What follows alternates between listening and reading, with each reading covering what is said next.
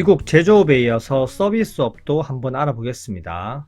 미국 11월 ISM 서비스업 PMI는 52.6으로 다시 또 상승하면서 아직까지 확장 국면을 유지하고 있습니다. 전월 대비 소폭 상승했고요. 시장 예상치 역시 웃돌았습니다. 제조업과 반대로 계속적으로 서비스업은 확장 국면을 유지하고 있고요. 서비스업은 여전히 미국 경제의 핵심 성장 동력 역할을 이어가는 중입니다. 하지만 세부 항목을 보면 구조적 약점과 경계해야 할 리스크가 남아 있습니다. 지금 패턴상으로 보면 6월, 8월, 10월, 11월 확장 국면이고요. 계속 업앤다운입니다. 미래에 대한 불확실성으로 인해서 쟁여두고 소비하고 다시 또 쟁여두고 소비하는 그런 패턴이 지속되고 있습니다. 세부 항목과 흐름을 한번 살펴보겠습니다.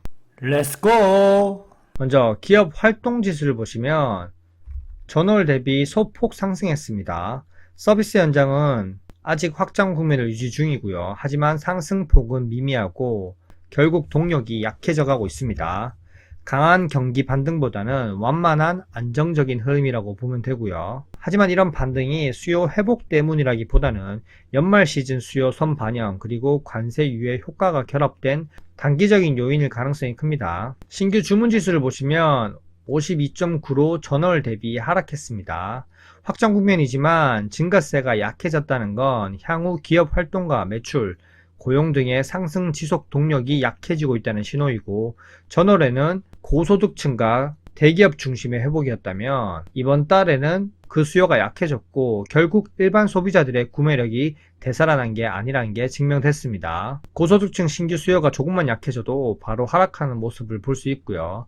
아직까지는 50 이상으로 확장 국면이지만 지속 가능한 수요인지는 계속 체크해 봐야겠죠. 고용지수는 48.9로 소폭 상승했습니다. 하지만 아직까지도 기준선 50 아래고요. 서비스업은 채용이 늘지 않고 있고 고용 측면에서도 경기 회복이 아직 체감 단계에 이르지 못했다는 뜻이고요.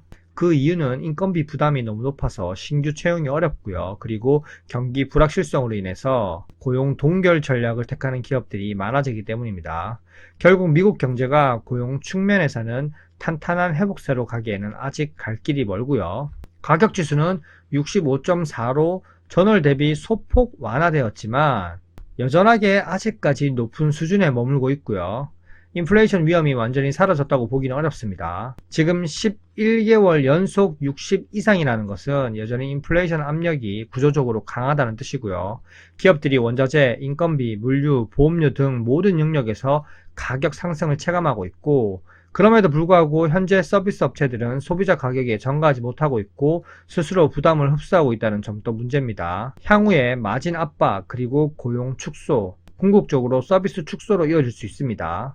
연준이 금리를 쉽게 내리지 못하는 상황인 거죠. 재고 지수를 보시면 오히려 확장 국면으로 다시 상승했습니다. 기업들이 재고를 쌓기 시작했다는 거고 향후 수요 회복을 기대하거나 아니면 공급망 불확실성에 대비하겠다는 거죠. 이렇게 재고 상승한 것은 연말 수요에 대비하는 것도 있지만 수요 회복에 대한 불확실성도 반영하고 있습니다. 그리고 수출 지수를 보시면 48.7로 소폭 상승했습니다. 수출 수요는 미국 기업이 결정하는 게 아니라 해외 소비자와 기업 수요에 달려 있고요. 미국 내 기업들이 사재기를 한다고 해서 해외에서 갑자기 미국 제품을 더 사주지 않습니다. 아직까지 위축 국면이고요. 소폭 상승했다는 것은 글로벌 경기 둔화 압력이 약화되고 그리고 아직까지 미국의 수출은 환율과 관세 부담 영향으로 미국 기업들이 경쟁력을 회복하지 못하고 있다고 볼 수 있습니다.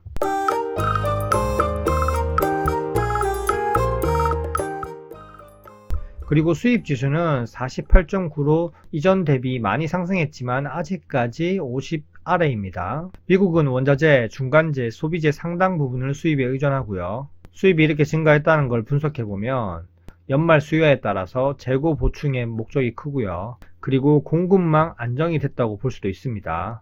하지만 고용 지수는 여전히 위축 국면이고 만약 실물 수요가 진짜로 회복되지 않으면 수입한 자재들이 재고 리스크로 전환될 수 있습니다. S&P 서비스업 PMI를 보시면 54.8에서 50.8로 크게 하락했습니다. S&P 서비스업은 표본의 크기가 ISM 서비스업보다 작습니다. 그리고 훨씬 더 많은 기업들을 대상으로 조사를 하고요. 이렇게 급격하게 나빠졌다는 것은 단순히 경기가 나빠졌다가 아니라 구조적 그리고 일시적 요인이 맞물린 결과입니다.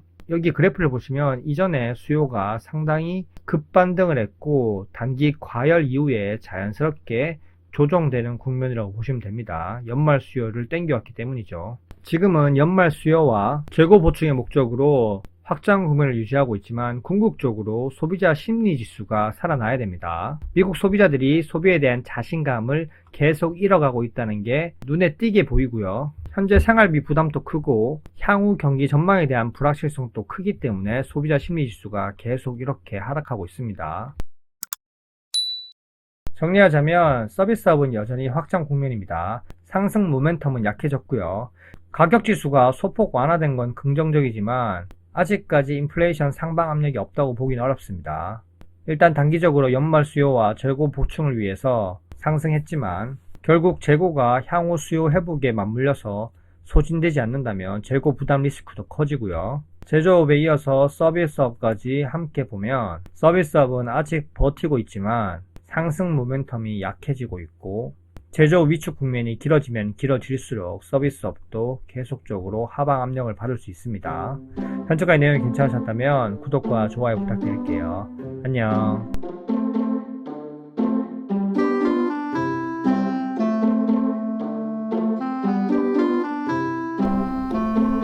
Why